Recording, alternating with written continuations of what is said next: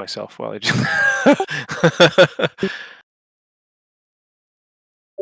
It's funny. People, I was never image exists, but host does not allow embedding. Try uploading it. What?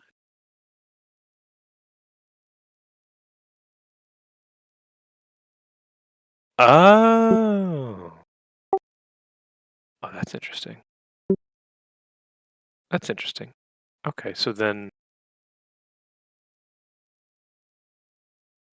Oh, look at that. Okay. Well, then let me open up that chat. There are the blank maps. Dope. Okay. So then open in browser.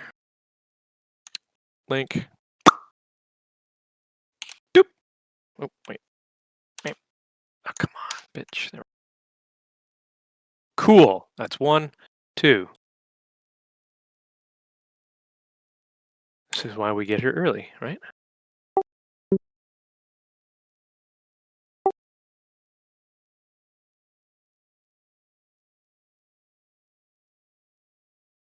Yeah. Well, I have great news for you. And the great news is that the difference between a clan that does super well and a clan that stays in Gale Storm League is effort. That is, this, I would say, the single most. Just even a little bit of effort, like a little bit of effort. And this is effort. So it's great to see. Oh, hell yeah. I mean, you gotta fucking want it. You gotta wanna... If you don't want it, then you're just basically relying on winging it. It's like, if you wing it, you could do okay, but when does winging it ever like post the same results as consistent effort? Like never. Never, basically. Okay. Cool. So then here we go. We've got boop, boop, boop. Okay, great. So then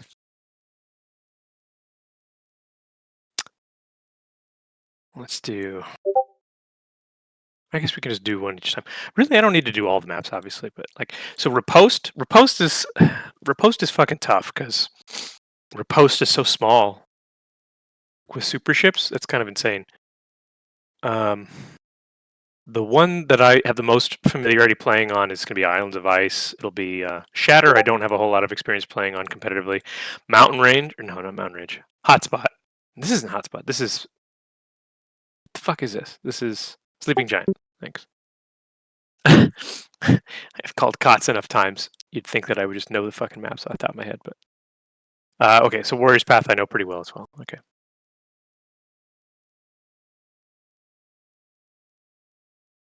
Great. Just taking a look at the ones that you've made up already.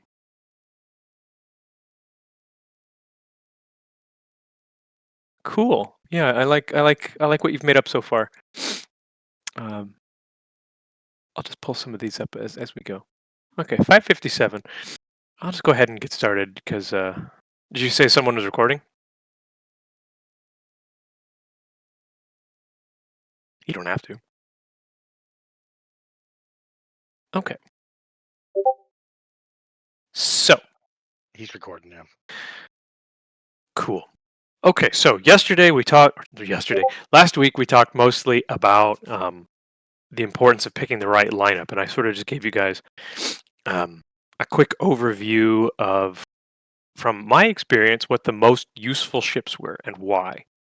The way I sort of positioned it was that if you pick the right lineup of ships, and by that I mean you at least stick to the maybe dozen to 2 dozen ships that are actually viable and competitive, that's enough to get you from Squall or Gale into Storm, in my opinion. If you just bring the correct ships, or you pick some conglomeration of the correct ships, then you'll generally be able to get out of those into Storm.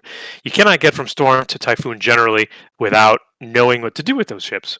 But you can get into Storm and you can putter around there for a while.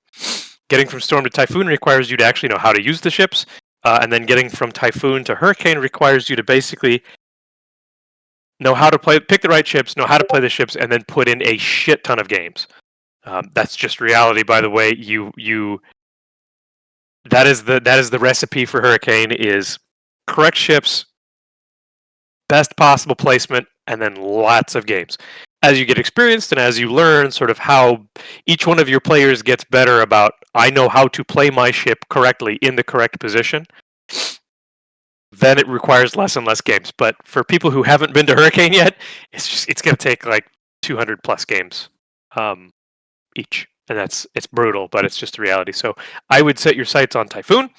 Typhoon is a very respectable place to be, and that's where you will learn the most. So I think I would say that my goal here, I think I said this before, my goal is to try and give you guys the tools that will help you and your clans go from basically being a Storm clan to being like a Typhoon 3, Typhoon 2 clan. Forgive me if your clan has already made it there. I did not actually do my research and check there, but it sounds like, generally speaking, it's not there yet. So, okay. Another embarrassing thing. Is this a 6v6 or a 7v7 season? Oh, thank God. You guys got to forgive me. I'll let you in a little insider information. I've been with Wargaming for nearly 2.5 years now. Actually, no, 2.5 years. For the first 2 years, I would say, I was very locked in. No, for the first 2 years, I was very locked into the competitive community, and I was very active in at least helping to provide direction and feedback on what the community wanted to see out of clan battles. In the last, I would say, half a year, last 6 months or so, my role in the company has changed. That's good for me, by the way. Good for me. It's changed to the point where it's not quite centered around that anymore. So I have less and less to do with competitive. If someone has a question, they still come to me sometimes and they'll ask because they know I know quite a bit. But in terms of paying attention to each season of clan battles, I've paid less and less attention. Forgive me. That doesn't mean I don't know what I'm talking about, but it means I will forget things like, well, what is the specs of the season? I've been doing more content creation, and I've been doing more. I run the CC program as well, so my efforts have been more about making content, facilitating them. The CC program is about messaging, and making sure that they kind of know what we're doing as much as possible, so that when they get out there and they make content, they're not saying stuff that's wrong. That's what I would say. I don't mean to say that my job is to dictate what they say, because it's not my job to do that, and that's not what we try to do. It's just that we try to make sure that any information that they do put out there is as correct and as accurate as possible. So in that case, let's talk about Islands of Ice. Let's talk about what ships we want to bring. I'm going to try and remember how this works exactly. Let's pick green color. Yay, there's our BB. Cool. Let's do red, BB. Let's pick, let's 7v7, so 1 battleship. Let's say 4 cruisers. 3, 4. Let's say 4 cruisers. And let's say 2 destroyers. I like 2 destroyer setups myself. Okay. So, what we talked about before was, where's my dragging? This is it? Dragging, oh, fuck. Where's my dragging tool? Is it that one? Dotted square, oh, it's this. There we go, thank you. Okay, now I can drag my drag. Okay, so what we talked about before was win condition. Win condition, I put out there that win condition is what you should be building your strategies around, and generally speaking, you should your win condition is what determines the lineup you bring. So, for example, if you want, let's say you like to take your safe cap and you like to contest the contested cap. That means your win condition is, well, we're going to take both caps. We're going to tick up points faster than the enemy. We're going to force the enemy to have to basically make a move on us. So our win condition is capping. That's pretty much it. It's to take 2 caps and hold it to the enemy's 1. That is a valid win condition. Another win condition can be essentially to win on kills. It's like, hey, our goal is not to cap. Our goal is to trap enemy ships, get kills, force them off the cap, take the cap whenever it's convenient. That is also another one. Generally speaking, if you're going to go safe to safe, that is generally what you want to do. Safe to safe, you want to probably try to surprise your opponents, get a kill, take their enemy cap, and then hold 2. Um, Islands of Ice is a great map for going safe to safe because you've got mail. No, you've got this cool thing here. You've got this awesome island chain that protects you. So if you want to go safe to safe, oh, Control Z is my absolute favorite. If you want to go safe to safe, basically what you do is you make this kind of move. Boom. You go safe to safe. You push the enemies out. The enemies probably go something like this. If they want to retreat, if they're smart, they do that. And then they take this and they try to come around. Your goal then is to essentially hold all of this. You're just holding this line right here. You've got 2 caps. They have 1. They have to come through here in some way to push you off the caps. That's dangerous, but the imperativeness is on them to actually take it from you. So this is pretty strong. Like on Islands of Ice, it's a pretty solid strategy. The bad news, of course, is that let's do some of this here. Let's do. Man, this tool got better since the last time I used it. This is pretty dope. Let's arrange some shit right now. Let's say we want to do safe to safe, right? So if we're going to do safe to safe, generally speaking, you're going to want. I like to just think battleship stays mid almost in all cases because the battleship's job is to provide crossfire. Usually, let's say this here is. Oh, okay. Let's just say this is Ohio, right? Ohio is a great example of a battleship that can it can do a couple things. It can push, it can kite, or it can just be in the middle threatening stuff. So let's design a safe to safe push on Islands of Ice. We'll use 2 destroyers, that's fine. So what we're going to do is we're going to use 1 DD out here to be essentially to be part of the screening force, meaning it's going to keep the safe cap, it's going to keep the contested cap honest. Just because you're going safe to safe does not mean you should completely ignore the contested cap. You always need to be able to put pressure on stuff whenever possible. So, you are here, you see 4 ships dedicated to this area right here. You guys can see my mouse, right? Okay, good. Just making sure you can actually see my mouse. You see 4 ships over here. This means, well, that's the lion's share of the ships. That probably means they're going to go pushing safe to safe. So, let's assume that the opponents, the red team here, red team is going to go. They're going to just defend. They're going to go contest the. They're going to contest this cap here. Let's do this here, maybe. They're going to do 2 caps, so they're going to contest the contested cap. So, let's say then you're like, well, all right. Our job is as quickly as possible. If you're going to go safe to safe, by the way, your job is to go as quickly as possible. You need to push them off of their safe cap. You need to get them out of the way, and you need to secure it before they take this cap and then send shit back over. Because that's what they'll do. They'll take the contested cap, they'll rotate a ship, or maybe 2, back over to their safe to prevent you from getting on it. Makes sense, right? It's like, oh shit. They'll realize when they only see 2 ships at the contested cap, they'll realize, oh shit, we haven't seen them yet, but they're probably pushing safe to safe.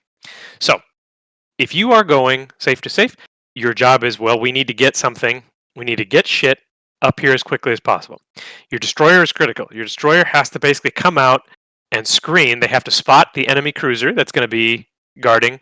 It could be that they do something like this. It could be 2 cruisers. That's always possible. It could just be they only have 1 DD. But generally speaking, you're only going to see one. You're only going to see 2 ships out here. So if you're going safe to safe, you need to figure out a way to get your cruisers push up safely. Now, 1, you need a good flanker. You need something to get from the spawn over to the edge quickly and to be at the flank. The reason for that, obviously, you need to be able to sort of turn whatever ships are over here. This guy, this ship right here, the defending cruiser, if he's smart at all, he will be kiting. He'll be essentially angled like this. Why? Because that way when you are here and you're pushing up, he could shoot at you with maximum number of guns, but he could also retreat as he needs to. He can go this way. Getting a flanker over here means that the line of sight, boom, you are threatening him. You're making him not able to actually shoot at your advancing ships, and it basically is just turning him out. So as you go out to the flank, you generally want a ship somewhat like a ship that's good on a flank. That would be something like a Marseille, or it would be something like a Napoli. Why? Why are these ships good at it? Well, because they are quick, generally speaking. They're really hard to kill, and they have enormous firepower. Napoli, obviously, Napoli's got those big 254 millimeter guns. They overmatch light cruisers, which is pretty dope. Really hard to kill. Strong armor, 40 millimeter deck. Smoke bomb, it can disappear whenever it wants to. It's got torpedoes in case it actually bum rushes something. It's got those crazy secondaries. Napoli's just dope as shit all around. Marseille is great because it's super duper fast. It's got lots of HP. It has huge guns. It's accurate. It's got a main battery reload booster, which means when it gets into position, if it has, especially if it hasn't been seen and it has the opportunity to take a really good shot, it gets two. It gets two gigantic salvos for a cruiser. I'm pretty sure the Marseille has the single biggest throw weight of a cruiser except for the Puerto Rico. Puerto Rico has a bigger salvo weight than Marseille. So, your goal should be basically to push ships up here and force these guys out. You need to get these guys away from the cap so you can get your cute little DD. Your DD needs to get on. Best place for your destroyer to take the cap. Where is it? It's right here. Why? Because he's got an island. He's got an island. The island blocks off vision from here. It means the only way someone can shoot this destroyer is to be up here. And if they're up here, they're trapped. So this is the safest place for a destroyer to take the cap. Same deal here. This is generally the safest place if it's the opposite way. So your destroyer is trying to get as quickly as possible to this point to safely cap. Well, what's going to stop him from doing that? This cruiser and this destroyer. They have to be pushed back. You do that with these three cruisers. Let's see here. Okay, so I feel like you can do two. You can do two like this, and then you can do one around. Generally speaking, what you need to be careful with is these two cruisers that are moving up. They have to be mindful of battleship fire. This guy here, as long as it's not a Kremlin, it's dangerous. Even a Napoli will get citadeled in the side by, like an Ohio or something like that. It's part of the reason why you like to try to keep your battleship in the center, is so that it can threaten cruisers that attempt to push too far. That's the job of a battleship here. If this is a Kremlin, by the way, if this is not an Ohio, but is instead a Kremlin, anybody have an idea what the difference is? What the Kremlin is doing instead of the... Yeah. Why?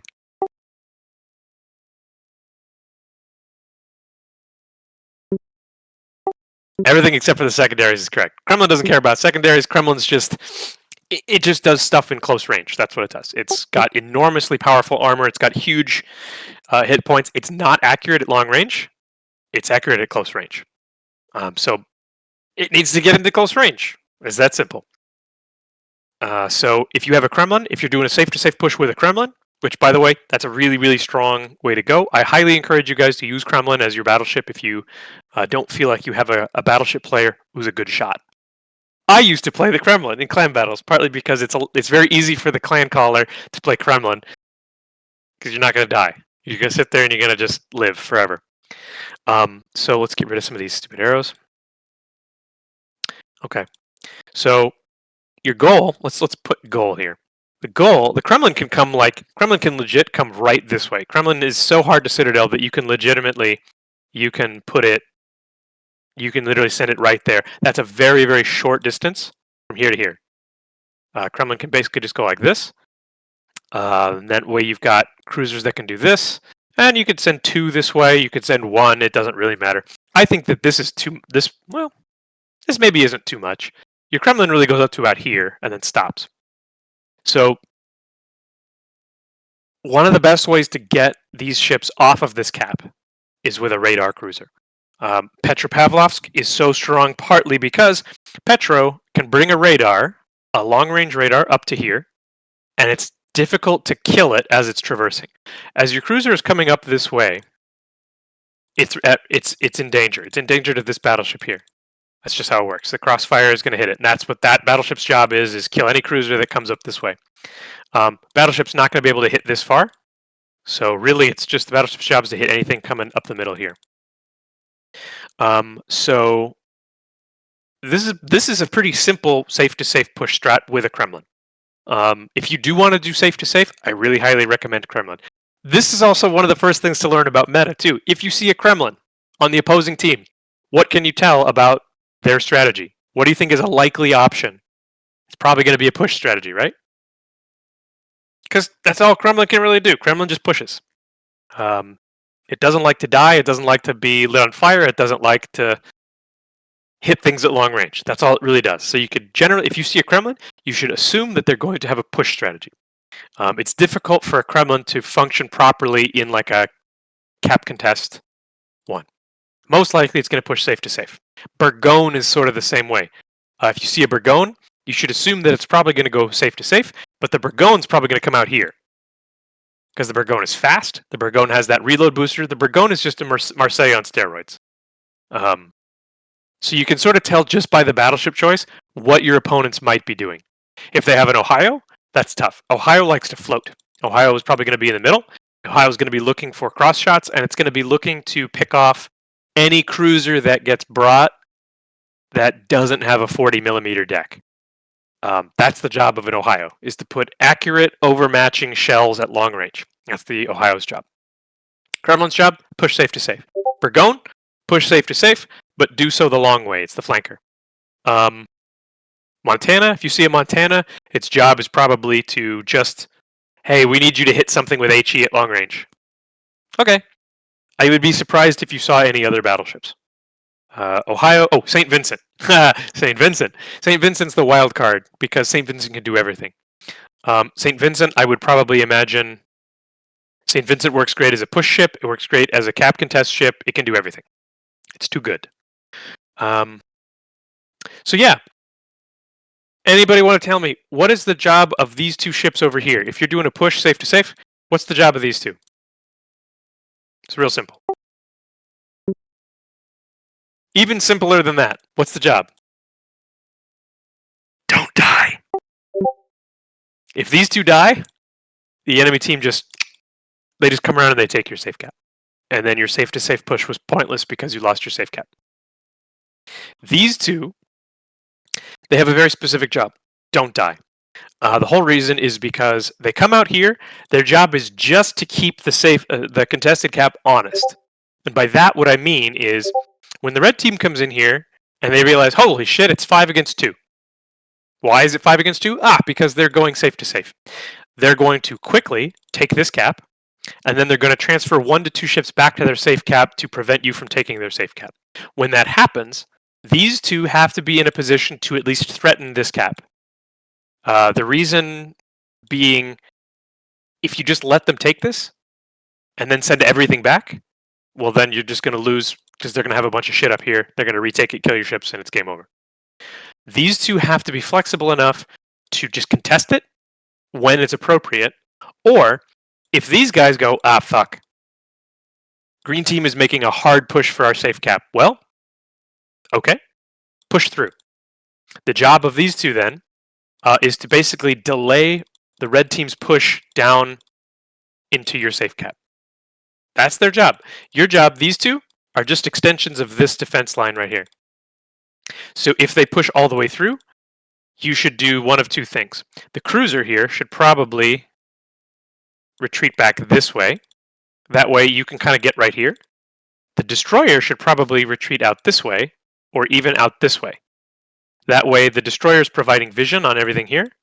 If it's a torpedo destroyer, it can drop torpedoes on the way. And if they all come this way, you can back cap. This is how you need to be using your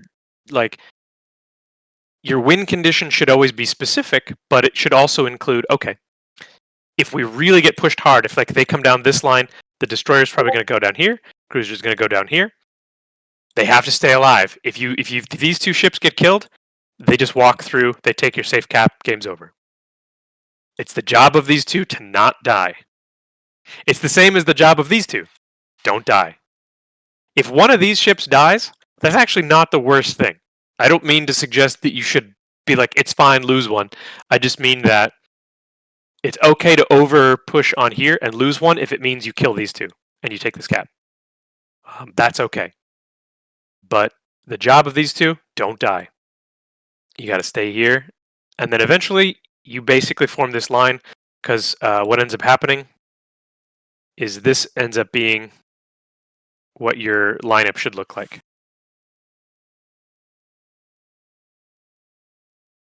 And then you can sort of see, get rid of some of this shit here. You can sort of get that, oh, okay. We've got a bunch of shit. Maybe this cruiser stays down here. But essentially, you've got yourself a line. And the line runs like this, which says, we have 2 caps, you have to come get one. Good luck. That's your win condition for safe to save. You make this line, and you essentially horseshoe them. If they come in like this, if they sort of take the fast route, these two push back out, you wrap them up. Your goal should always be to get side shots. That's generally it. You want to envelop them so you get side shots on their cruisers. You want to catch their DDs if possible. So I hope that makes sense. It's the same exact thing from Red Team. Red Team's doing the same thing. Don't be afraid to go wide. Like, it's okay to go wide. So let's talk about if you're Green Team and you want to do a contested cap strategy. Just get rid of the nameplates for now. Okay, so let's assume you want to do. Yeah, let's do this. Okay.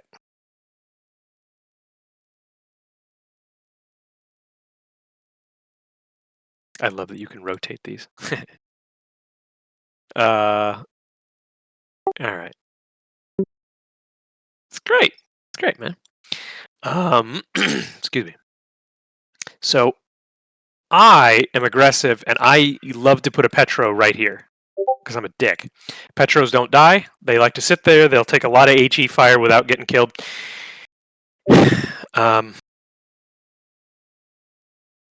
So ultimately, this is what I think. Let's say here. You can do this. This is one. Another option is to do this. I also like a destroyer here. It kind of depends. Like, it has been a while since I've made an actual map. Kind of wonder if I still have any of my own somewhere. Sometimes you can put 2 cruisers out here, but you can see like your goal. If your goal is to take the contested cap, you need a destroyer somewhere to actually do it. Your DD can do it. If you do it here, you're vulnerable to a cruiser that sticks its nose out here, right? You're vulnerable to a cruiser that posts up here. You're vulnerable to basically your opponents should have a 12-kilometer radar covering the cap, and so should you. This should be like, well, if it's in this position, it should be a Petro, because that way it's covering the whole cap with its radar. It's also not going to die very easily. You might have to change the position of it like this. These 2 out here usually should be like flanking cruisers. If you can get one here, this cruiser has to go kind of like, you sort of have to go like that. Oh, holy shit. Stop. Oh my god. This is a nightmare. Stop. There we go. Thank you. You should be going like this. Because again, if you go like this, you're going to get shot on the way in. So always take the long way. Unless you have a very specific, we're rushing something. Okay. Enough of this map. Let's go to, I think I saw, was it Northern Waters? Warrior's Path. Okay. Northern Waters isn't, okay. So, this is Tears of the Desert, I think. Now, this is a bananas map because, well, you can get away with some cheese strategy here. Again, you need to just decide, what are you doing with your setup? What's our goal? I like this map partly because this map is very open to a DD rush. By DD rush, what I mean is This is a Kleber right here. This is a Kleber. Why is it a Kleber? Because Klebers go super duper fast. It's either a Kleber or a Marceau. Marceau is sometimes better because Marceau is harder to spot. It's got like a 7.0 or 7.1 concealment versus something like a Kleber, which has like an 8.1 kilometer. Kleber wins a gunfight with just about everything. That's why you bring it. This is also why we often will limit Kleber and Marceau compositions to one only. You can bring one or the other. I don't think we did that this time, but I'm not entirely sure. I think I argued for it, but I think I got voted down. Let's say, for example, both of your destroyers are French. You got one Kleber, you got one Marceau. Well, if you have two super fast destroyers, one option you have, you take this cap before they can even stop you. Why? Because you got speed boost. If you're really a Chad, you can even bring Swift and Silence on your destroyer. This is what's called building towards a win condition. What's our win condition? We take the contested cap before anything can stop us. How do we do that? We have two French destroyers running Swift and Silence. They hit speed boost immediately. They go right to the cap. They cap it before anything can even stop us. I used to do stupid shit like that, and it generally worked out well until they figured it out. How does that work? You literally just beeline it from wherever you're you just beeline it from there. You cap, and then you run. It would take both destroyers to do that. If you see a French destroyer on the opponent's side, it often means you won't be able to do it because you will get spotted, and you won't be able to cap. You might get their other DD. Let me put it this way: if the good news is that if you get caught, if your two French DDs get caught trying to do this by a destroyer, you will probably kill that destroyer because again, two French DDs, they'll kill another DD really, really quick. Smallland is not allowed, right? It's banned?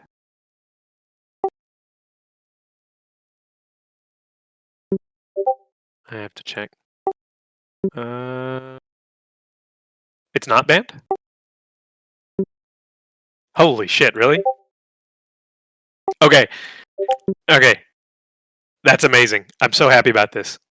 Okay, so here's how I took TNG from when TNG lost its main competitive group in late 2020. Our clan leader left. He got tired. He left. My friends and I took over, and we were like, "Shit. Okay, well, we need to show that we're a Hurricane clan, even without the guys that left."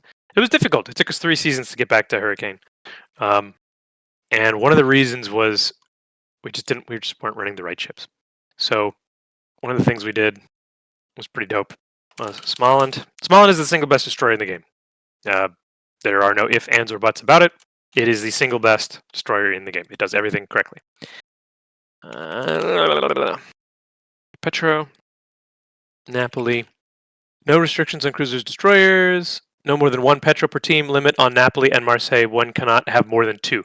Awesome. Love that. Okay. Napoli's in there. So then let's just... This is the dumbest, easiest comp that you can possibly bring. Marseille.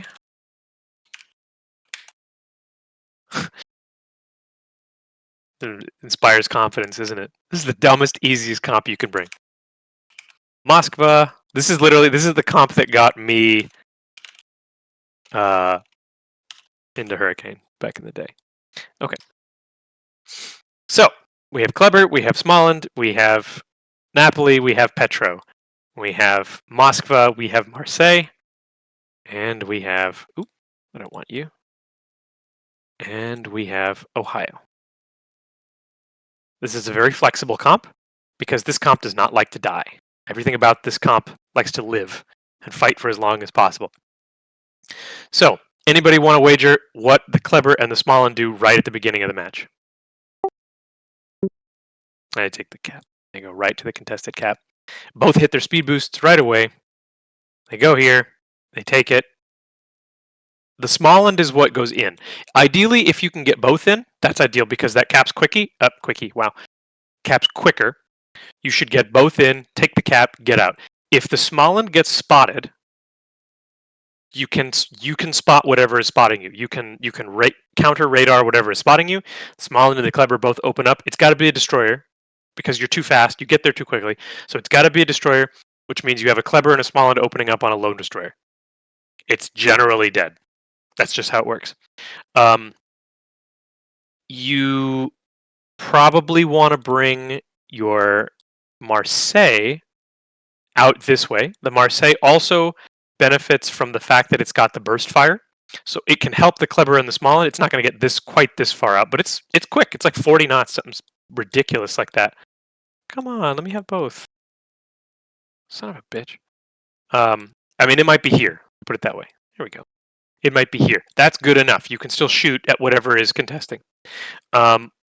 Ohio, you want to be floating around about here. You can even stay mid. Your goal is just you need to be providing crossfire. Napoli. Napoli is an excellent, excellent, excellent defender.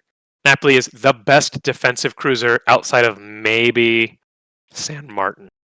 Surprising, isn't it? San Martin. Moskva is not a great defender because Moskva can't turn around and run. Moskva is a great offensive radar. Petro is also a great offensive radar, but in this case, this is what we want it to look like. The positioning is not quite right, but that's okay. Napoli is a flanker.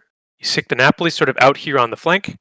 The Petro stays a bit more like this because, again, you don't want, if there's a battleship here, you don't want him just smashing your Petro in the side. If there's a battleship up here, that's the most likely place for the battleship. You don't want him smashing your Petro in the side. So this is generally what I would say how you want your defensive lineup to be. There's a problem on Tears of the Desert. The problem is this spot right here and this spot right here. That's a big problem, by the way. The problem is someone can sneak into your your home cap, and they can contest it from safety. That's a bit of a problem. This is kind of why you have somebody here to watch the backside of this. If you need to, you can always move your Petro back. If you do, you move him this way. Why? Because then he can still radar. You just need to keep the Petro radar so that it's always able to spot what's on the other side of that rock. That's it. That's its job as defense. The Napoli, depending on what you're seeing, the Napoli can stay here. The Napoli can go out here. Probably don't want to go out like too far because then he's just going to get stuck. But ideally, you want him to be here and then rotate back away this way.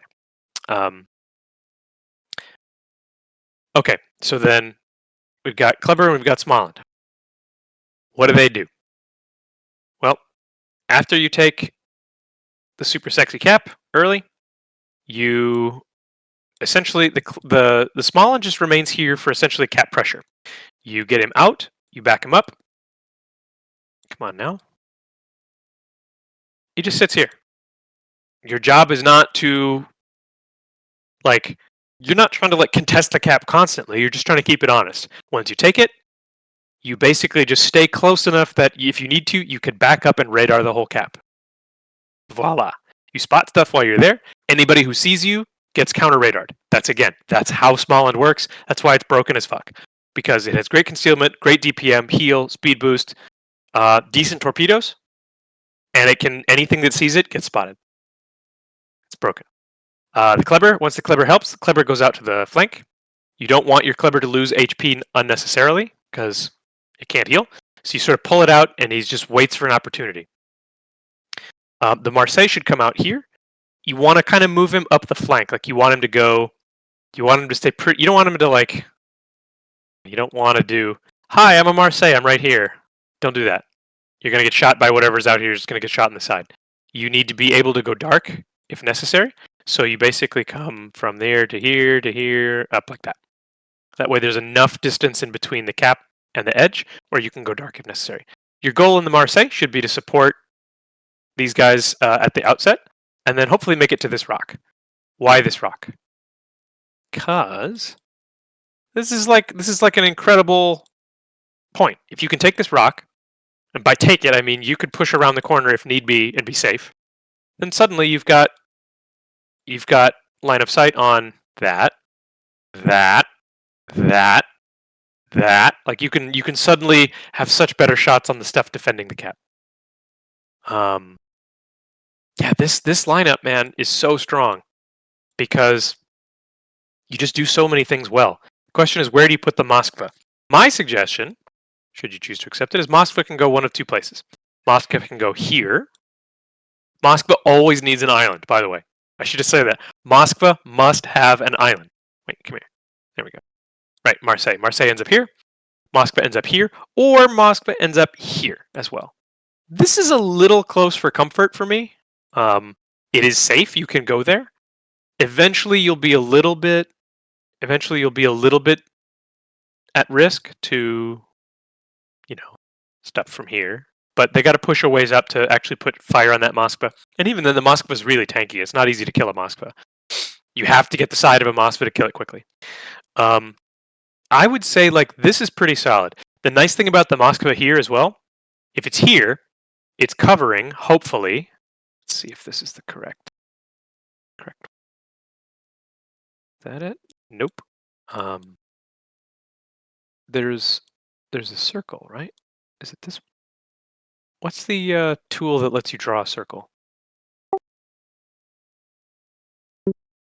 Here. Oh, that's the one I want. Boop. Generally speaking, that's your radar. That might be a little wrong, but the nice thing about the Moskva in that position is covering 2 caps with radar. You'll notice it's not covering the entirety. I know this is not necessarily what 12 kilometers looks like, but you have the option to threaten the back of that cap. More so, you can shoot whatever's right here, so that when your Petro buddy says, "Fuck, something is capping our safe cap," Petro says, "Hey, Moskva, are you able to hit the backside of this cap if I radar it?" Moskva says, "Absolutely. That's my favorite thing to do." So Petro hits its tiny, shitty radar. Moskva has great DPM, extremely accurate guns, really good ballistics. It can hit DDs. It just dumps shit on this for 15 seconds or 10 seconds or whatever the Petro's capable of putting out. Ohio is just looking for shots of opportunity. You are looking for a cruiser that's making its way up here like a ding-dong. You're looking for a cruiser that attempts to cross over. You're looking to hit cruisers that cross over here. That's your job. Your job is to hit cruisers in the side. That's your job as a battleship. Sometimes you have to shoot at DDs with AP, and it sucks. But generally speaking, your job is to shoot cruisers in the side.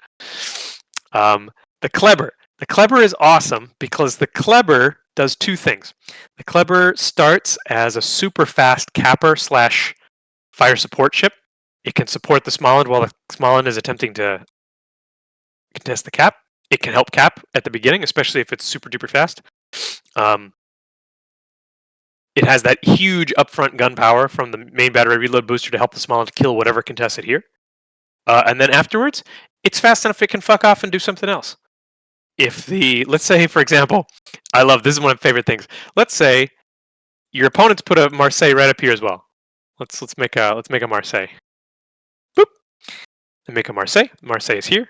Marseille is like playing neighbors. It's like these are 2 neighbors at a fence going, hey, hey, hey. Here's what the Kleber can do. The Kleber can do one of 2 things.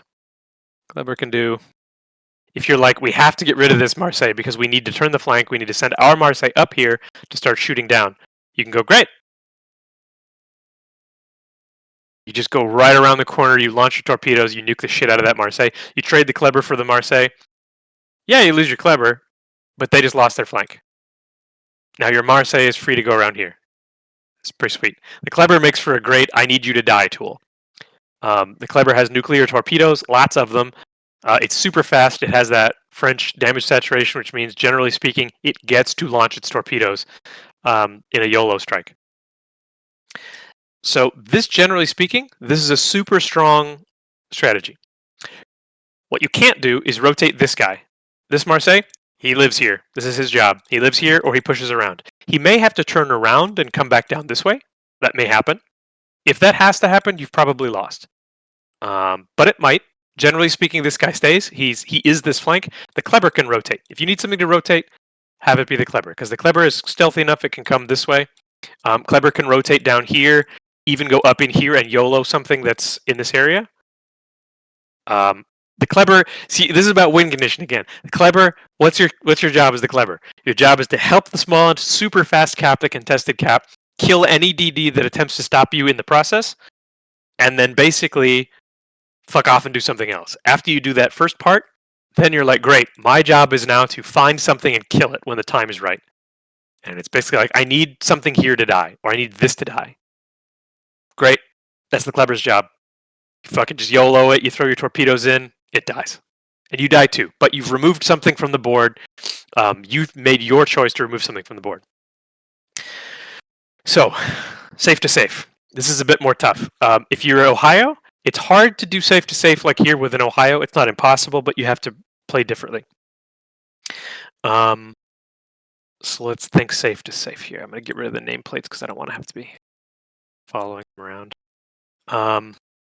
If you want to go safe to safe, then you don't contest the contested cap, really.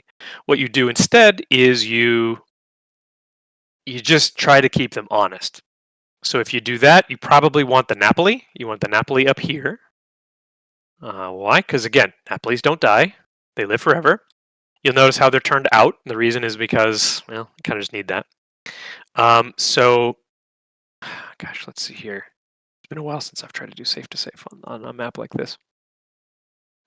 Let's just put 2 cruisers. You could put a DD over here. You could do, whoa, hello. Kleber is not a good. Kleber is generally not a good off-flank destroyer because it doesn't spot anything. It just doesn't. And it doesn't have a way to force an engagement on defense. Do you know what I mean by that? Like, if a DD spots a Kleber, what is a Kleber supposed to do? You can either run or you can push. That's about it. And neither of those are great options if you're on defense. Because if you're on defense, you don't really want to run. You want to force them to open up and fight you so that you take as long as possible for them to get past you. That's your job on defense, is just to delay. Kleber's not real great at that. Kleber is very good at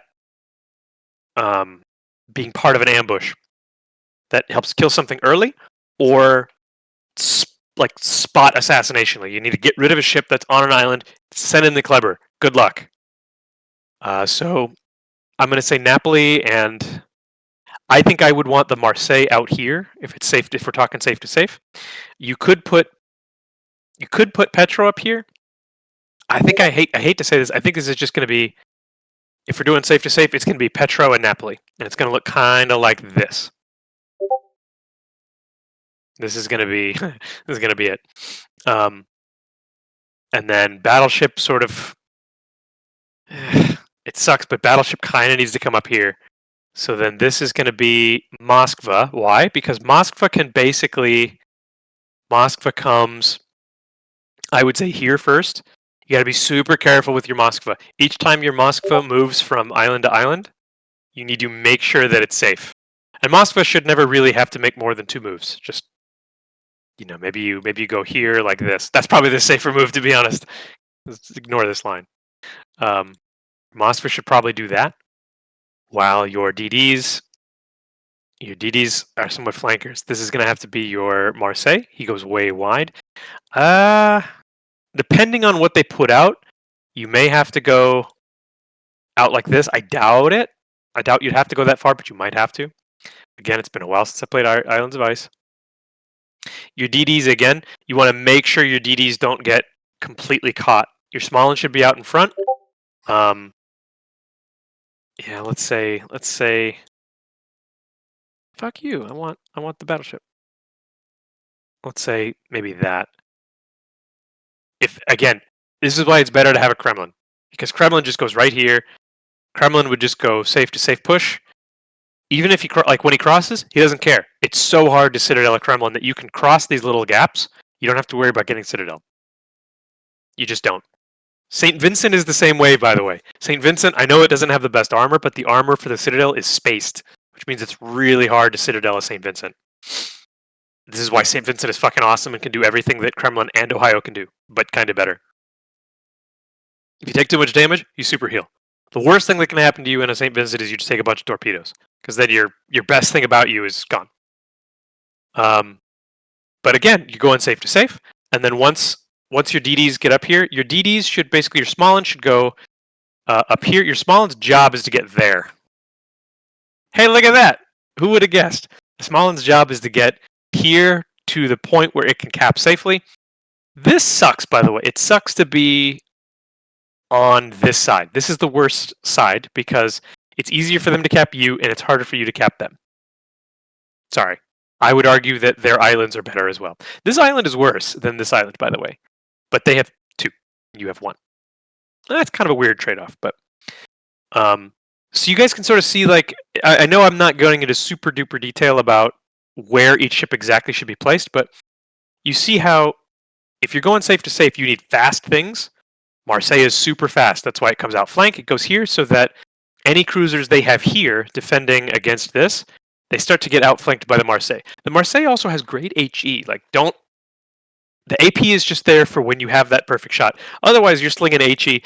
The Marseille HE can penetrate 40. I think it can actually penetrate 50. The HE natively penetrates over 50 millimeters of armor, which is dope because then Moskva takes deck damage from high explosive. You feel me? You don't have to worry about shattering all your HE on the deck of a Petro or a Napoli or a Moskva or a Stalingrad. It pens. It does damage. And then when you want to, you have AP ready to just blast the shit out of the side of it if you get the opportunity. Watching a Moskva get hit in the side by a Marseille is hilarious because it's just dead. Main battery reload booster, 2 salvos of AP, it's dead. So you guys can see already, like, why. Sorry, I'm starting to lose my voice. I stopped drinking, so I have non-alcoholic beer now. It's great. So you can see why these are the ships we chose, because these ones work so well. Now, there's one critical thing that I haven't mentioned. Super ships. We haven't talked about super ships. Why haven't we talked about super ships? Because there's only one you need. Who knows what it is? Yeah, Condi. Condi till it gets banned. Why? Do you guys? I want to know. Do you guys know why Condi's so goddamn good? Sorry, I realize I'm asking questions to a group of people who literally can't answer. Sorry, everybody. This is a rhetorical question. It's very simple. The Condi is it's a Marseille, but like better in every way. It's a little bit different, but like all the things that it does, that the Marseille does really, really well, the Condi does the same exact thing, just better. So the Condi is covered in 30 millimeter armor, which is weak to battleship AP. 30 millimeters gets overmatched by Republic, Kremlin, Ohio, Satsuma, St. Vincent. Like anything that's 457, it's really 431 or higher. It'll just go right through. But Condi has spaced armor. It's actually very hard to Citadel. Even if you overmatch it, it's really hard to Citadel. It has the super speed boost. It's really good. It's the same issue that Marseille has. It can dodge. It can move quickly. It can juke fire. It has a main battery reload booster, and it has the F button, both of which burst fire. The burst fire is extra accurate, which means like when you have that perfect AP shot lined up, all of them go in the one place you want them to. If you know how to aim at a Citadel, you just hit the Citadel and you just blast the fuck out of it. The AP is so strong on the Condi that it can even Citadel battleships, a lot of battleships at the right ranges. Generally not Ohio because the Citadel's too low, but like I'm pretty sure that like within 10 kilometers you can Citadel a fucking Kremlin. It's kind of crazy. Maybe it's probably closer than that, but it absolutely obliterates destroyers as well, by the way. Like, okay. So remember when I told you to send the Marseille up if you're doing contested cap with Kleber and Smoland? I changed my mind. The win condition that I recommend to you guys, at least for the beginning, your win condition is you rush the contested cap with Kleber and Smoland. They are backed up by the Condi. The win condition is take the contested cap early and then force them to take it back from you. Icing on the cake is if they attempt to early contest the contest cap against you, because then it gets radared by the Smoland, it gets gunned down by Smoland and Kleber and Condi. Boom. If your Condi is a good shot, whatever you're fighting is just dead. It just is. Because Condi. So, other super ships. if Condi gets banned, which I have personally, I hope it does because it's still too good, even with the nerfs we gave it. But that's just me. That's just me as a player hoping it gets banned. What are some other good super ship options until the day when hopefully Condi gets banned? Battleships generally are not. You guys know why battleships generally? The only battleship I would consider bringing is the Petrie. And that's because Petrie is also busted as fuck, in my opinion, as a player. The reason why Petrie is busted is because it has 12 overmatching guns. It has 457s or 431s or whatever. They overmatch 30 millimeters with AP. That's 12 of them. It has a great reload. It's crazy fast. It's just an overmatching Burgoyne. Like it's bananas how good Petrie is. Petrie has a flanker though. If it gets under a sustained fire, it dies. It's a flanker, so you use it like a Petrie or you use it like a Burgoyne. Sorry, use it like a Marseille or use it like a Burgoyne. You flank push with it. God, sorry guys, I've just been like yak. Maybe we should do questions. What do you think, Ray? Okay. Yes, there is no little spiel with me. It's a big spiel always. Aha! First question. What are good super ships for this season of Clan Battles? Condi. If Condi gets banned, Petrie is a good one. But again, that if you bring a Petrie, you need to have a very specific, I would say at least, you need a very specific win condition. The Petrie is fast, and the Petrie hits super hard. It does not do well in a sustained just trade fight. I mean, Patrie's HE is scary too because it's battleship caliber. It's big battleship caliber. So like it penetrates the deck of like all battleships. It's just kind of crazy. But again, like a Condi will do well against a Petrie because it's never going to be Petrie versus Condi. It's going to be Condi plus two others versus your Petrie, and it'll just take damage and it'll get worn down. So you use it as a super hard pusher where it doesn't have to stay in a sustained fight. I have a quick question Good regarding God. strats. Sure. So you were talking about safe to safe pushes. If you're doing a safe to safe push, when do you what's the best way to protect your spawn cap? If they push from the contested cap onto your spawn safe Sure. cap, should you shift the kite flank or should you send a ship back? Yeah, so that's a good question. That's a great question. So if you're going safe to safe and you make your push, your plan hinges on taking the opponent's safe cap as quickly as possible. Because again, if your plan is to take a second cap and win on points, which that's the win condition, you need time to do that. You need time for the points to tick. So your goal is to take the enemy cap as quickly as possible and or secure a kill. Now that can happen. Like if your opponents are dumb and they don't fall back in good order, they don't do a fighting retreat, they'll lose something. They'll lose their cruiser, they'll maybe lose a DD, and then life gets much easier for you. Once you take that cap, once you take the safe cap, you should probably rotate a ship back to your safe cap. I mean, if you get the safe cap early, you can just tell your off flank, the ones that sort of went to offer token resistance at the contest cap. You can just say, "Hey guys, fall back in good order. Like fall back to what the fuck were we doing? We put put battleship here. We did cruiser here. You can tell them just come back. We don't need you. We don't need you to die for anything. So just don't die. Live forever." I would put this guy here, for example. Like this is probably your Petro. This is your Marseille or your whatever.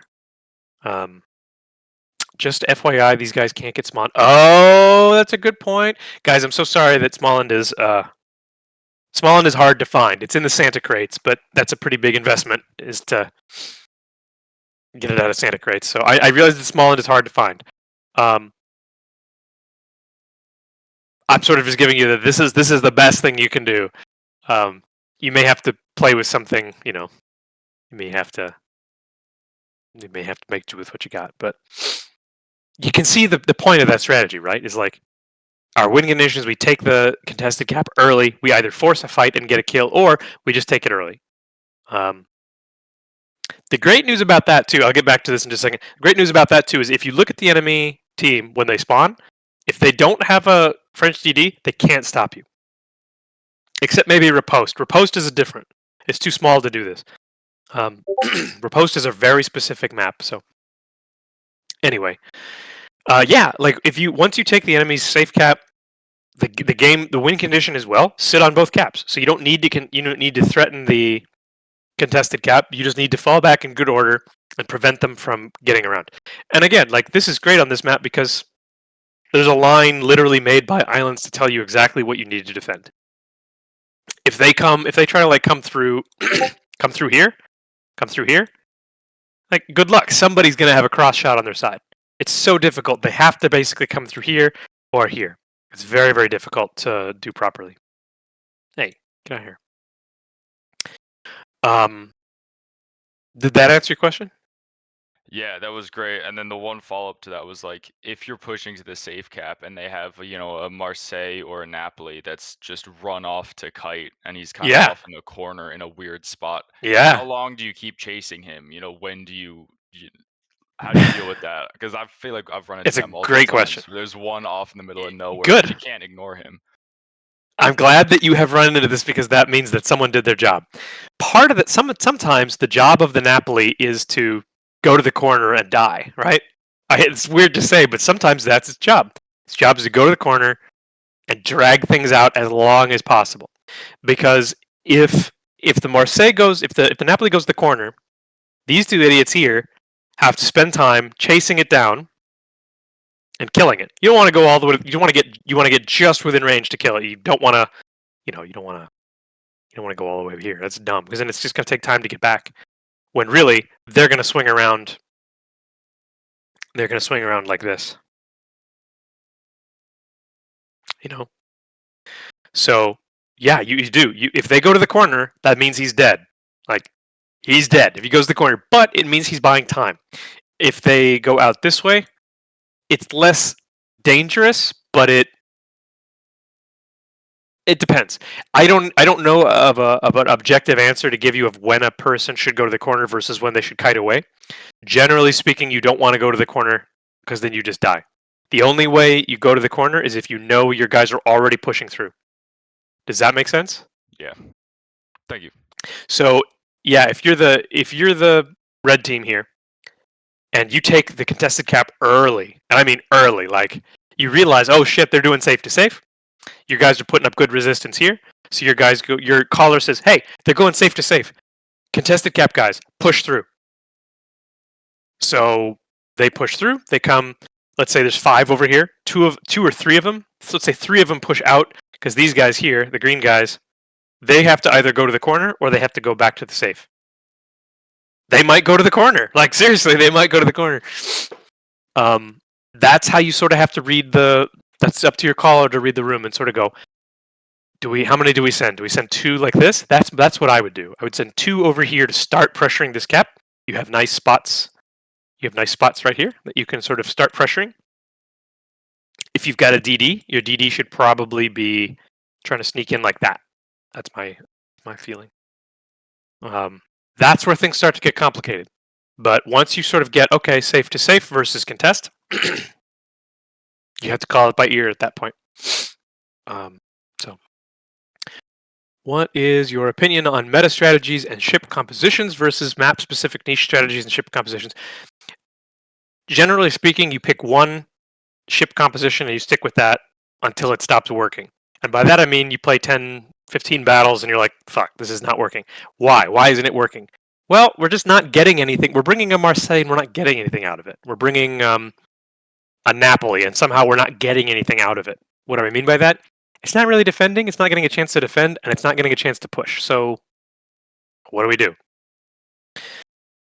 Since you can't pick your lineup for a map, you pick your lineup and you get whatever map you get. You should pick the lineup that will do your favorite strategy the best on the most number of maps. Now, since the maps that you got here, let's see. Islands of Ice is big. Riposte is tiny. Fucking tiny. Shatter is not tiny, but most of the action happens like... Look, let me tell you something about Shatter. Oh, wait, this is a weird setup, isn't it? Yeah, Shatter, you can generally ignore... You can generally ignore this side of the map on Shatter. Or is this is Epicenter or Shatter? This is Shatter. You can ignore this for the most part. Why? Because even if they come all the way around here, in order to take this cap, they have to come all the way in. That's hard. That's hard to do. This, you need this. You need this cap. Because it's really easy to defend this cap. So you just take the contested cap, guard your own. It'll take too long for them to get up here and take yours. If they try to come up here, you should have some ships out here, right? So somebody comes up here, they just get blapped. It'll take so long for them to flank you here. It just takes forever. So generally, I think that you should be developing your ship comp first. Your ship comp first, and knowing like what does the ship comp do. That should be how you define your strategy. The meta will be defined by how often that works. Weird to say. When am I going to receive my 8x10 color glossy autographed Boggzy photo? Never. What is your... I don't give out 8x10s anymore, but I'll be at CarrierCon in San Diego, or no, San Francisco, sorry, in March. And if you guys see there and you have something you want me to sign, I'll sign it for you. What's your favorite strategy on any of the current clan battle maps? I don't know how to answer that just because I'm sorry, I don't. I love the Smollend Kleber Condi rush strategy. I love to get an early kill because it makes the game go over quickly. It works until it stops. Once people figure out, oh fuck, I see Smollend, I see Kleber, I see Condi.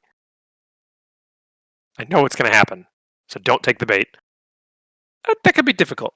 If you have your, yeah, it could be tough. What about BB or DD? I don't know quite what that means. I think that means what are good. Ah, okay, that's a follow up to what's a good super ship. Yeah, I mean, BB or DD again. Kremlin, Ohio, St. Vincent are the best battleships. If you don't have access to those for some reason, Montana is solid because it has a great heal. It has accurate guns. You can spam HE out of it if you need to. The HE is actually pretty good against other battleships. The AP is solid if you get the side of a cruiser.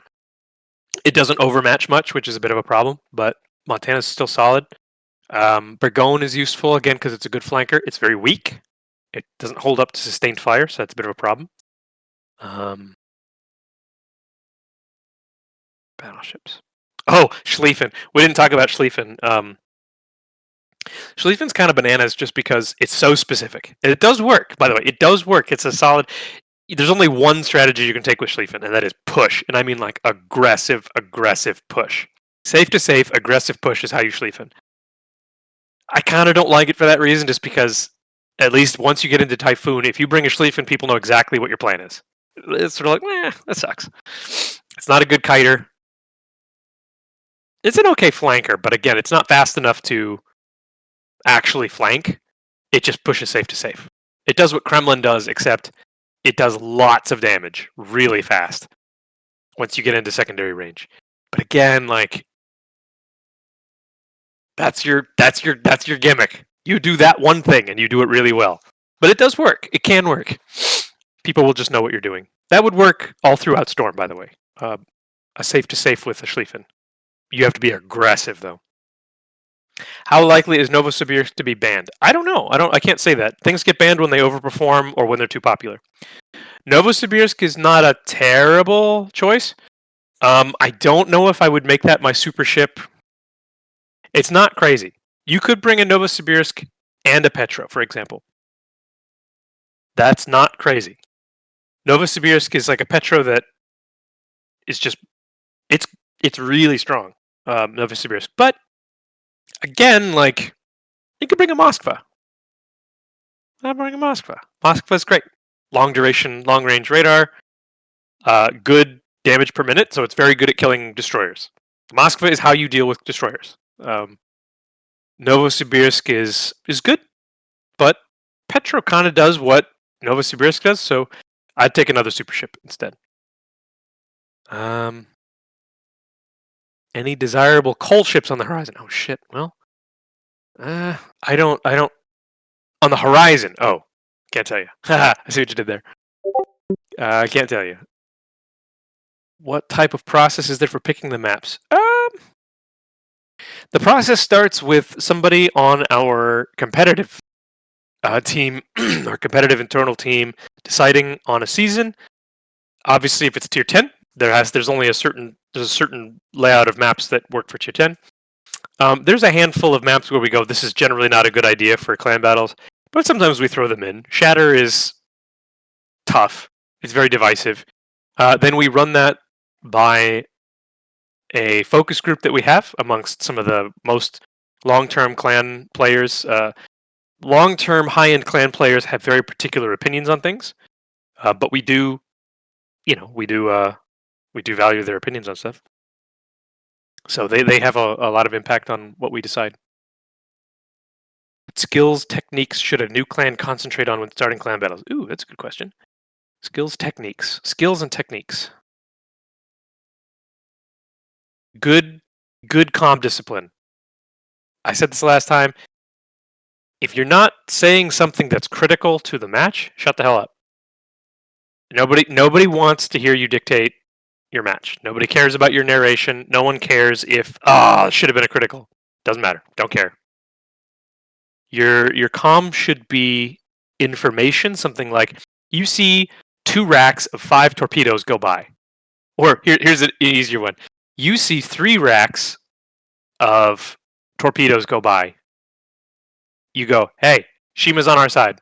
Haven't spotted him yet, but we know the Shima's on side. That is information about a serious target threat. Shima's on our side. You could even ping the map, say, pretty sure Shima's here. That's really important because that way your caller knows, okay, now I can play around that. It is okay to say something like, Napoli here. I've got about 20 seconds or so before I need to start pulling back. Like that. Like, hey, just giving your caller some information. But you don't need to be like, okay, I'm opening up. Unless it's, I don't know. If you're trying to time your shots together, that's one thing. But just calm, discipline. That's really important. Trust the caller. If they're telling you to do something that's critically a mistake, you could say something like, okay, I hear you. Just to be clear, I'm pretty sure I will die. And if they go, yep, that's fine, then just do it. And if they say, oh, okay, then you give them a chance to, rethink it. But what are the factors considered in placing capture points? We redid some of the capture points a couple seasons ago, specifically for King of the Sea, and that transferred over to clan battles. Mainly because there were a couple of, like Shatter, for example, here. We had some really bad capture points before. This was to make it so it's less. The capture points are placed to make it so there are multiple strategies that are viable in contesting the different things. That's how we pick, and we have volunteers from the community who help us decide that because there are experts on the team like me, like Gaishu, like Seraphis, who like Bazinga Flux, those guys that they know what they're talking about. But we rely on the community also to run things by. Should new clans be playing hybrids or concentrating on the tried and true ships? If you mean in clan battles, I don't know what you mean by hybrids, except maybe like the jack of all trades. There's a reason why Hindenburg is not very good in clan battles. It's because it doesn't resist 457s. All it does, it doesn't start matches. All it does is apply consistent high damage per minute. That's not really great. Believe it or not, like that's not really all that valuable in clan battles. Generally speaking, you don't see situations in clan battles where you just sit there trading all day long. You just don't see that. People only expose themselves when they know they will win a trade. So, if you're not going to win a trade, you go dark. You get the hell out of the way. You disengage. So something that relies on something else spotting for it, like a Zhao or a Hindenburg, they rely on something else spotting for it. Like sure, you could spot another cruiser, I suppose, but you're not spotting DDs. So something has to spot for you. And when that happens, all you do is just apply damage. If any battleship with 457s is going to end you. So what's the why risk it? Bring something that does something comparable with better speed, with better guns. Like, why bring a Zao when you can bring like a Marseille or a Napoli? What's the Zao doing for you? Zao's awesome in randoms, by the way. Why? Because people are going to just keep shooting their guns and lighting themselves for you to farm. Problem solved. But in clan battles, people aren't going to do that. They're going to go dark, and you're going to be sitting there with your great HE shell alpha and good fire setting, wondering what in the hell you can do. Nothing. So you pick something with good radar, with tanky armor, with good speed, with punchy guns, with main battery reload booster, or something like that. What are the tool strategies would you suggest for college to try and improve? Yes, watching replays is a strong tool. Figure out what in the hell you're trying to do. The caller strategy makers, whenever they're making a strategy, the answer should be, what is your win condition? Everything should revolve around your win condition. That's where you start. And then as you get good at your win condition, you start to go, okay, if my win condition is safe to safe, and I notice that they are also going safe to safe, so we just have this massive meetup in the middle, well, okay, maybe you pull one ship off, maybe it's 5v5 on the safe to safe, maybe you pull one ship off, you send it to the contest cap, now it's 3v2 over there suddenly. And then you fall back in good order. You know, that's sort of how it works. It's nice to have an option where you can rotate one back quickly. Replays are good.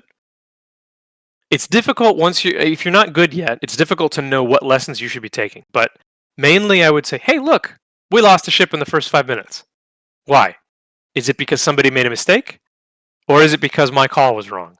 That's important. And not to shit on your person who made a mistake, but it's like, okay, the lesson, you should always figure out if the lesson to be learned is this was a bad idea or this was poorly executed. And be patient with your people. Because if you're not sure yet, your people aren't sure either.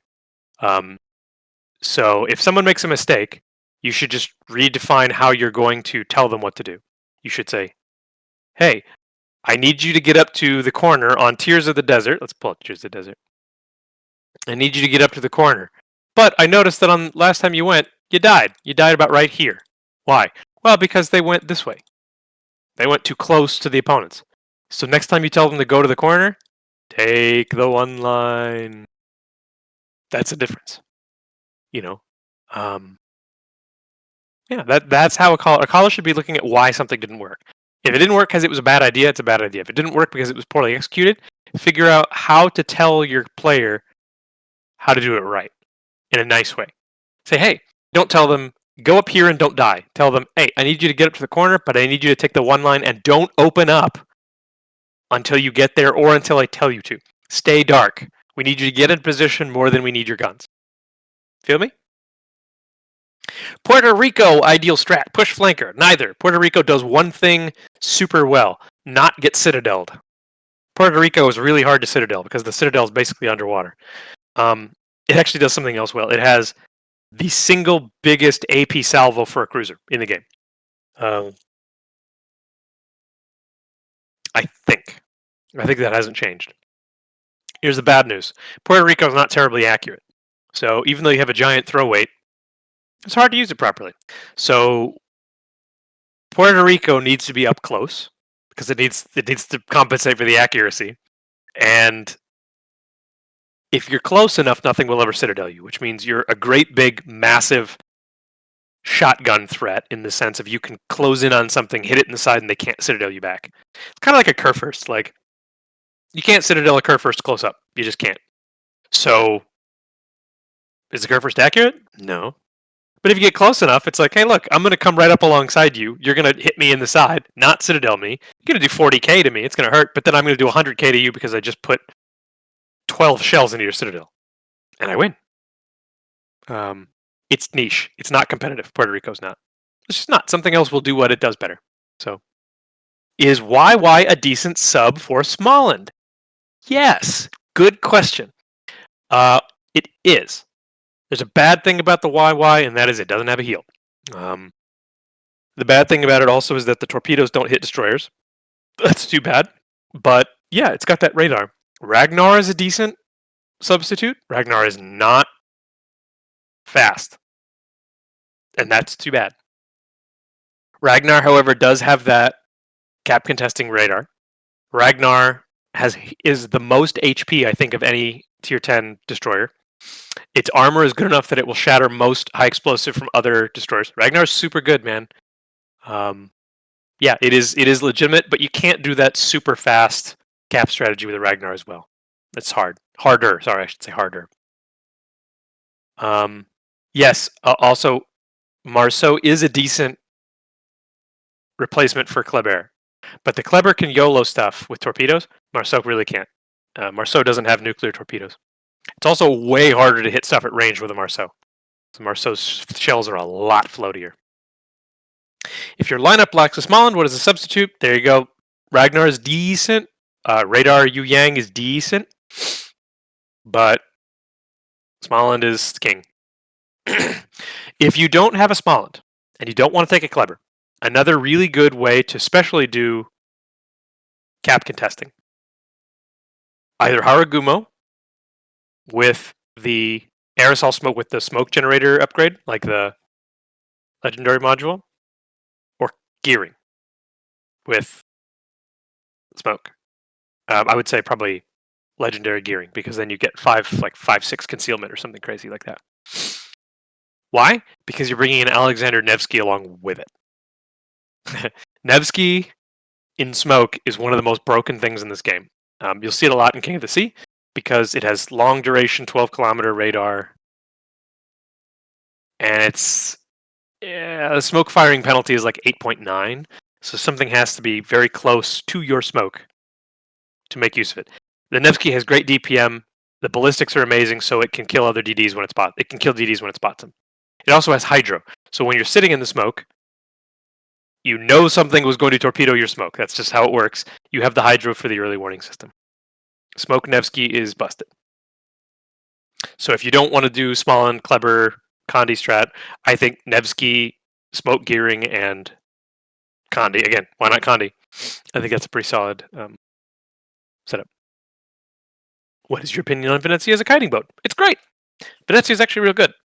Venezia is not as good anymore as it was, partly just because I think Napoli does everything better. Napoli doesn't have the same throw weight as Venezia, but it's got better armor. It's got better armor. The secondaries are cool. The secondaries are really nice if you get into a fight with a destroyer, because the destroyer just gets shredded by the secondaries. It is, but again, like Venezia has a little bit of a Zhao problem, which is it's not spotting anything because the concealment's not amazing. Oh, Napoli concealment is amazing, by the way. Napoli concealment is like 10-5, 10-3, 10-7, something stupid like that. So it's really stealthy. That's another reason why Napoli's great. Venezia is basically good, but Venezia, I would say, is better as an offensive flanker, not as much as a defensive flanker. Mainly for the same reason that Venezia is not outspotting many cruisers. It's not outspotting any destroyers. Napoli can. Napoli can outspot other cruisers, and will, because it's so stealthy. And Napoli holds up better under fire than Venezia does. So, yeah, Venezia can be a good flanker if you're being aggressive. But again, Marseille is just better. You know what I mean? Like, you can sort of see why you will always end up on Moskva, Petro, Napoli, Moskva, Petro, Napoli, Marseille. Here's the one weird one. Ready? San Martin. San Martin is the one weird, super weird one. There's a very specific reason. Because it has almost stealth radar, and it has a crazy super heal. And its special ability lets it use the super heal over and over and over again. The San Martin is an absolutely incredible off-flank defender. Because the concealment is like 9.1, real good. The radar is 9, so it's not quite stealth radar, but it's close enough. That's functionally stealth radar. So that means if a DD spots it, if you're in a San Martin and you get spotted and you can't see what's spotting you, and it's not radar, a DD is spotting you and you can radar it. Boom. If you get citadeled in a San Martin, which can happen because the armor's bad, your heal, your super heal, you can heal like 60% of Citadel damage, or like 80%, something crazy like that. So even if you get overmatched in Citadel, you can heal it. The fucking thing just won't die. And as you're shooting constantly, which you probably should be, as if you're a defender, you should probably be shooting so they can't just walk through you. You're recharging your F button. Your F button resets the cooldown on your heal. You never die. You get like 5 heals. You can thank Gaishu for figuring that out, by the way. He figured that out and just pissed everyone right the fuck off like 2 seasons ago. That's pretty funny, actually. Okay. I'm sorry that I'm so like fast talking and whatnot. I hope that some of this makes some sense. If you do, yeah, like I like aggressive strategies that have the aim of one thing. Best case, if best case doesn't work out, you still have a solid strategy. So the Smalland, Kleber, Marseille, or Conde strategy, which is we rush the cap, you try to trap an enemy DD there, and then all 3 just unload on it and get a kill early. I love that because right away you can figure out like half the games right away. If somebody makes a mistake, you lose, or they lose. Sorry, it's just if they lose their DD early, I look at it as an auto win. And if they don't, well, don't lose your Kleber, don't lose your Smalland. Try again. Now you're just playing contest cap game, and Smalland, Gandhi is really good at doing that. If you don't have Smalland, Gearing Nevsky will do something similar because Gearing smokes up the Nevsky, heads for the cap. Nevsky waits until an opponent touches the cap, and then it radars, and then it just beats the shit out of whatever was touching the cap. Bob's your uncle. It's kind of broken. Gearing is throwing a whole bunch of torpedoes in the meantime. Your Conde is going out to the flank to support both. It's great. But yeah, stick with those. And if you guys ever use the replay renderer on the official Discord server, I highly recommend you use the replay renderer. Save the replays. I did that with TNG. Save the replays, put them in a folder, not a folder, but like put them in a channel so that you can watch. And have your guys watch, like see what happened. Why did you do well? The replay renderer is nice because you can just watch in super fast time as, aha, look.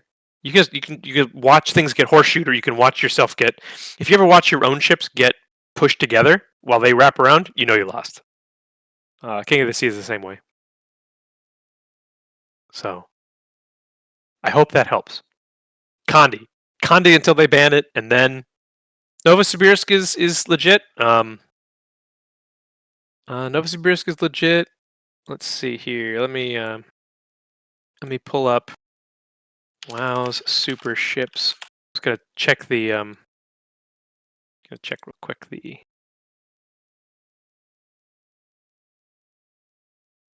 I want the list. Wait, where's the wiki? Where's the wiki? Okay. WoW's. I'm trying to think. If there's any super ships that are. Oh well. I guess there's not just a list of the. Oh, I know what I can do. I can do. Am I still streaming my? I am still streaming the window. I'm gonna stop streaming quick. Sorry, guys. I just don't want to accidentally dox myself. Go to ship tool. You guys know ship tool?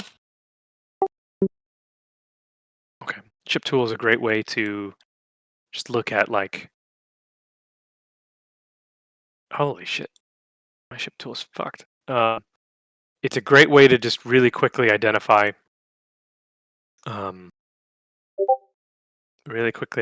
Like what is the best, what is the stealthiest, what has the best AP salvo, what has the best speed, that sort of thing. So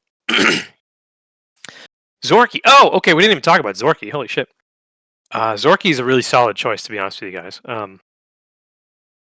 Zorky is just like, I know it's not actually. Zorky is like a super Kleber. You use the Zorky the way you'd use a Kleber. And it's actually kind of crazy. Novosibirsk, that's fine. Ushakov, again, you don't need. The Ushakov doesn't do anything for you that Kremlin won't do. It's just bigger, and it turns slower, and it moves slower. You don't need more armor and more HP. You just don't. Kremlin's fine. Like, use something else. Annapolis. Annapolis. Annapolis is just damage per minute. It doesn't instigate anything. You have to put it in smoke. It has the same problem that a Des Moines has, which is it gets overmatched by battleships, big battleships. It's harder to sit on a corner with an Annapolis the way that you do with a Des Moines. If you're going to sit on a corner, you might as well have a Des Moines because it has the legendary module. An Annapolis, you have to smoke it up. It has to just find something to shit on and then just shit on it. And that's tough. It can't instigate the way that a Condi can instigate. Edgar, no. Why would you use an Edgar? Devastation, to me, a Devastation is just like, it's not worth it. You could bring a Conqueror as a battleship and then bring a better cruiser as a super ship. Devastation doesn't do anything that Conqueror doesn't do. Kunming, again, it just doesn't do anything that a YY won't do for you if you want to bring a radar like that. Yamagiri, nah. It's worse detection than a... Bring a Shimikaze, for God's sakes. Shimikaze at least is the stealthiest thing. Satsuma, no. Everybody thinks Satsuma is broken. It's not. It has the same problem that Yamato and Chikishima have, which is it has the Cheek Citadel. So if you are battleship versus battleship, they get to Citadel you before you get to Citadel them. That's just how it works. Piemonte's kind of crazy. So I don't know that Piemonte is good or not because I haven't really seen it, but Piemonte is like a crazy blend of Napoli and Venezia. It's kind of bananas, and I honestly don't know if it's amazing for clan battles or not. It is worth giving it a shot, but generally speaking, it doesn't do what Napoli does, and what you want is what Napoli does. So bring Napoli. Clausewitz, nope, same problem as Hindenburg. It doesn't instigate. Its job is to sit at range and farm, and you do not need to be farming in clan battles because farming doesn't work. Hanover, I love Hanover, but it's not accurate enough. If you're going to be pushing, you'd rather use a Kremlin because again, the Kremlin has 6 guns in the front. The Hanover has 4. Condi, cream of the crop. It does everything you want. Patry, it's dope. It's just a giant Burgone, but you have to push with it as a flanker. Delarna, nah. What's Delarna doing for you? Torpedoes aren't amazing. Yeah, it's got health. Sure. But not enough health. Like, bring a Zorky. What are you bringing Delarna for? It doesn't even have smoke. Anyway. Yeah, I mean, your real options are Zorky, Condi, maybe Novosibirsk, but I don't know. Petro does what it does, but better. And maybe Piemonte, but again, I don't know. That's a dark horse to me. It might be great or it might suck. So anyway, sorry guys, I'll call it there. Any questions before we call it?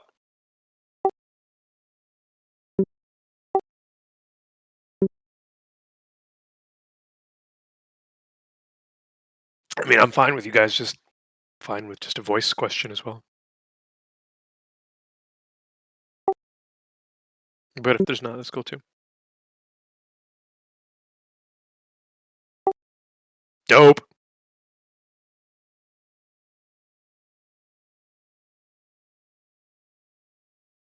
Yeah. Yeah, man. Also, watch what other clans do. Like, I know that sometimes you guys will get bumped up against like better clans, like good clans, especially at the early stages of the game. You'll see like really good clans, and you're like, oh fuck. Save the replay. Put it through the replay renderer. Watch what they do, and go. Why did they do that? What reverse engineer? Why did they put that ship there? What is it doing for them? Oh, okay. We couldn't push into that. Why? Because it just kept retreating and shelling us, and it didn't want to die. Got it. That's a really, really good way to learn. Throw it through the replay renderer bot, save it, watch it, go over it, say, hey, look, here's what they did. That's a great way to get better. You're welcome.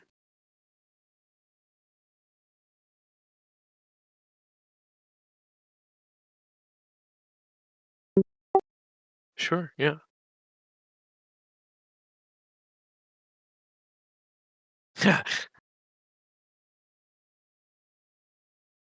Sure.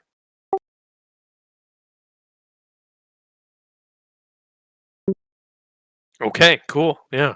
Start with the strong ships. If you can if you find one of them is not working correctly, figure out what would you take that would do it better. That's the big question. So that's what it is. Also, your Moskva, if you do bring Moskva, you need to put it somewhere where its radar is useful. You also need to put it somewhere that it can back up around the island it's on if necessary, because it's a big target and it's seen from space. So there's one very on Repost.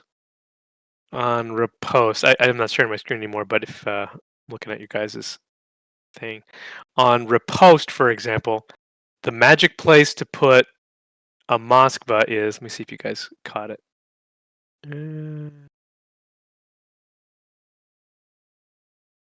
Ooh, look at you guys! You guys, that's aggressive. I love it. I love it. You know what I should have done? I should have just gone over these strats with you guys, the ones you actually made. That's funny. Okay, so on your Repost map, you've got Moskva way out in the middle of the ocean, right? Naughty, naughty. You want to replace where your Moskva is with where your Napoli is, generally.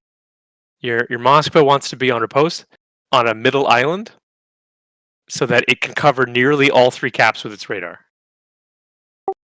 Because why not? Yeah. Napoli should be out in the open water because that's where Napoli excels, is open water. Petro, you also want to put it near an island. Where the Novosibirsk is, that's where the Petro should be. Kremlin. It's tough. Repost is tough because you guys are going like, since Repost is not a safe cap layout, contested cap layout, it's just all 3 equidistant. It's different. We can talk about Repost another time if you'd like. Okay. It is because it's tough because it's different. It's different than all the others. Yeah. So there you go. That and Sleeping Giant is tough. Hotspot is also tough. Hotspot is a good. We could talk about Hotspot. I do like where your Moskva is on Hotspot. That's correct. Napoli. You don't want to put Napoli bow in on an island because that's not where it goes. Napoli should be basically out on the 3 line. It should be on the 3 line. You either push through the 3 line with it, or you stay it there as defense so that nobody can push through the 3 line. Yeah, Hotspot's a pretty spicy map, but there are some really good strategies for it that I can show you guys. So, yeah, what do you got? If you guys find this interesting, we can do another one next week. Happy to help. And do not feel like you need to go whaling Santa crates for a Smoland. That's a huge investment. So there are strats that don't require Smoland. It's just one of those. If you have it, great.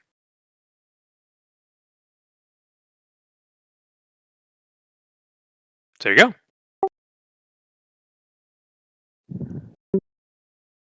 You got it, guys. Happy to help. Yeah, if any of you live in the Bay Area, I'll be at Comic-Con on March 9th. CarrierCon on March 9th. So feel free to drop in and say hi. Okay. Bye, everybody.